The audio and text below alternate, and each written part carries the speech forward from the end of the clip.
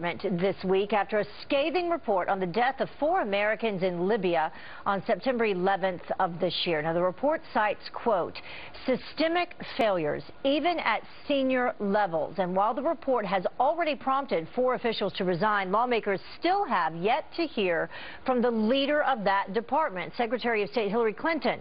She had to postpone her testimony this latest time after suffering a recent head injury. Now, Florida Republican Congresswoman Eliana Rose-Lehtinen is chairwoman of the House Foreign Relations Committee, and she joins us now with more. Thank you so much for joining us.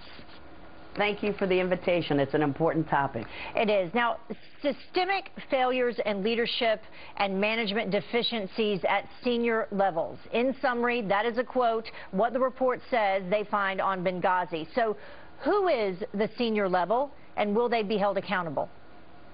Well, that's why Secretary of State Hillary Clinton must appear before our Foreign Affairs Committee, and she has promised to do so perhaps before January 15th, and we're going to hold her to her word. We know that she will be appearing there. And it's just the first step to hold the State Department and the Obama administration accountable. After all, this was a terrorist attack that resulted in the murder of 4 brave Americans. We talk a lot about Ambassador Stevens, but let's not forget the other 3, Smith, Woods, and Doherty. Fine Americans, each one. And we have to ask ourselves, why did the State Department not heed the intelligence reports, where if you read them, they are so clear in telegraphing in graphic terms that this consulate in Benghazi is surrounded by extremist elements and that they would be overrun in a minute.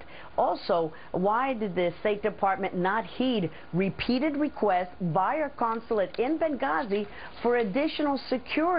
After all, this is an important date in American history, 9/11. How could we not properly protect the embassy, our consulate there? Now, the State Department is going to say, we need more money. Well, I believe that all the evidence indicates that it's not a matter of money. It's a matter of misplaced priorities. On the day before 9/11, Secretary Clinton was promoting a new program called culinary diplomacy. That means that we can win friends through food.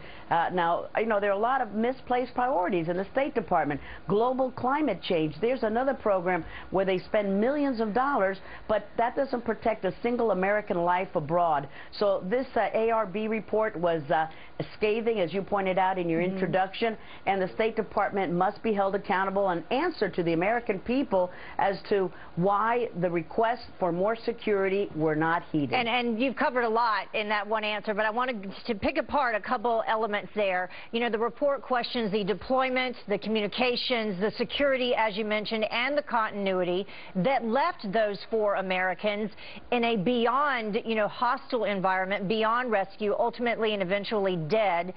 Answer that question that you're asking there yourself. Why do you think that those repeated requests for additional security were not heeded?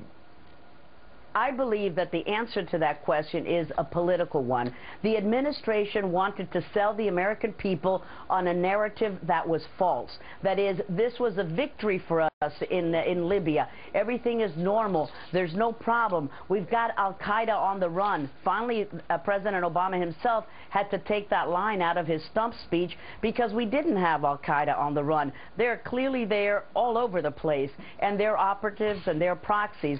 So the narrative was Libya is completely normal. If they spring the money for more security, or if they send more assets over there, then it's an admission that maybe Libya is not a successful political story as we want to tell the American people. And that's why Susan Rice was rolled out there to 5 network shows to say this was a video and it was a spontaneous protest.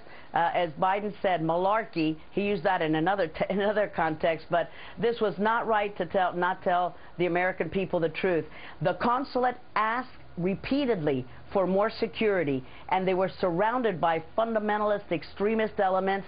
But if the State Department gave them more security, it would be, in their twisted logic, an admission of responsibility and a failed mission. Nonsense. They would have protected our guys and gals. Congresswoman Rose-Lehtinen, thank you so much for joining us. We appreciate it, and hopefully some steps can be taken to keep this from happening again. Thank you. It will.